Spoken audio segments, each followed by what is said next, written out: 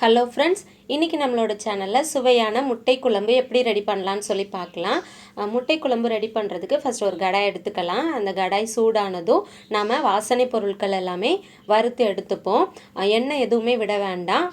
கடாய் சூடானதும் அதில் ஒரு சின்ன துண்டு பட்டை, அன்னாச்சிப்பூ, கல்பாசி, 2 ஏலக்காய், 1 டேபிள் ஸ்பூன் சோம்பு, 1 டீஸ்பூன் கசகசா, 2 கிராம்பு, இது எல்லாத்தையுமே சேர்த்து நாம் எண்ணெய் எதுவுமே விடாமல் லோ ஃப்ளேமில் வச்சு வறுத்து எடுத்துக்கலாம்.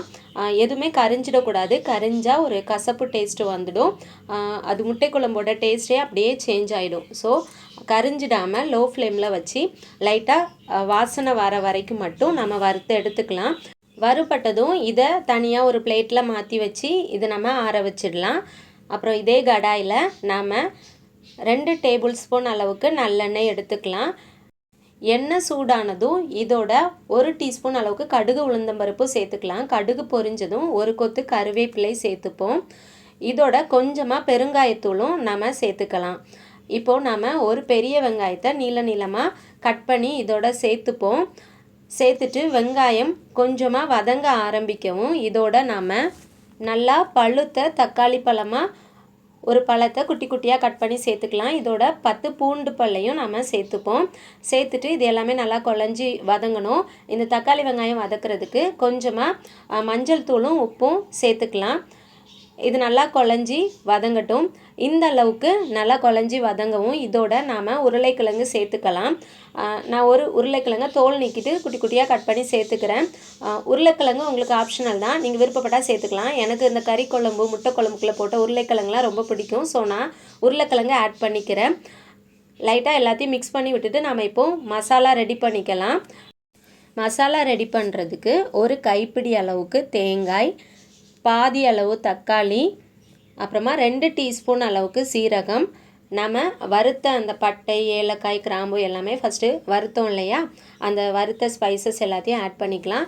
இதோட ஒரு கைப்பிடி அளவுக்கு சின்ன வெங்காயமும் எடுத்துப்போம். இது எல்லாத்தையுமே நம்ம ஒரு மிக்சி ஜாரில் சேர்த்து தண்ணி விட்டு மையாக அரைச்சி எடுத்துக்கலாம். அரைச்சி எடுத்து இதோட நம்ம சேர்த்துக்குவோம். இதோட 2 டேபிள் ஸ்பூன் அளவுக்கு மல்லித்தூள், உங்களுக்கு தேவைக்கு ஏற்றாற் போல் மிளகாய்த்தூள் சேர்த்துக்கோங்க. இது எல்லாத்தையும் சேர்த்துட்டு எல்லாத்தையும் நல்லா கலந்துக்கலாம். கலந்துட்டு நம்ம மிக்சி ஜாரை அலசி அந்த தண்ணியையும் இதோட சேர்த்துப்போம். இப்போது இந்த குழம்புக்கு தேவையான அளவு உங்கள் டேஸ்ட்டுக்கு ஏற்றாற் போல் உப்பு சேர்த்துக்கோங்க. இப்போ நம்ம இது எல்லாத்தையும் மிக்ஸ் பண்ணிவிட்டு கொஞ்ச நேரம் கொதிக்க விட போகிறோம். இந்த மசாலாவோட அந்த பச்சை ஸ்மெல்லாம் போய் நல்ல ஒரு கறிக்குழம்பு வாசனை, வீடே கமகமக்கிற ஒரு வாசனை கிடைக்கும்.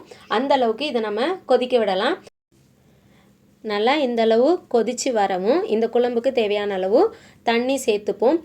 காரம் உப்பு கொஞ்சம் அதிகமாக இருக்கிற மாதிரி பார்த்துக்கோங்க. அப்போ தான் இதோட நம்ம முட்டையை உடச்சி சேர்க்கும்போது கரெக்டான அளவில் ஈக்குவல் ஆகும். இப்போ நம்ம இது எல்லாத்தையும் மூடி போட்டு ஒரு 15 நிமிஷம் நம்ம இதை கொதிக்க விடலாம். 15 நிமிஷத்துக்கு அப்புறம் இப்போ பார்த்திங்கன்னா அந்த குழம்போட அந்த டெக்ஸ்சரே பார்க்குறதுக்கு நல்லாயிருக்கும். இப்போது ஸ்டவ்வை நம்ம லோ ஃப்ளேமில் வச்சுட்டு முட்டையை உடச்சி விட்டு இதோட சேர்த்துக்கலாம். எனக்கு உடச்சி விட்டு சாப்பிட்றது தான் பிடிக்கும். அதனால் நான் முட்டையை உடச்சி விட்டு சேர்த்துக்கிறேன். நீங்கள் வேக வச்சு அந்த முட்டையில் கீரல் போட்டு கூட இந்த குழம்போட சேர்க்கணும்னா சேர்த்துக்கலாம். முட்டையை உடச்சி விட்டதுக்கப்புறம் மல்லி இலை தூவி மூடி போட்டு மூடி வச்சிடலாம். ஒரு 3லேருந்து 4 நிமிஷம் லோ ஃப்ளேமில் இதை அப்படியே கொதிக்க விடுங்க. நீங்கள் ஸ்டவ்வை ஹை ஃப்ளேமுக்கு மாற்றினீங்கன்னா முட்டை உடஞ்சிடும். ஸோ ஒரு 3லேருந்து 4 நிமிஷம் மட்டும் இதை வேக விட்டுட்டு முட்டையை அப்படி லைட்டாக திருப்பி போட்டுட்டு மூடி போட்டு இன்னும் ஒரு 2 நிமிஷம் மட்டும் நம்ம லோ ஃப்ளேம்லேயே இதை வேக விடலாம். அப்போ முட்டை நல்லா வெந்து வந்துடும். கரண்டி போட்டு ரொம்ப கிளறி விட வேணாம். அப்படி கிளறி விட்டோன்னா முட்டை உடஞ்சிடும். இப்போ ஸ்டவ்வை நாம் ஆஃப் பண்ணிடலாம்.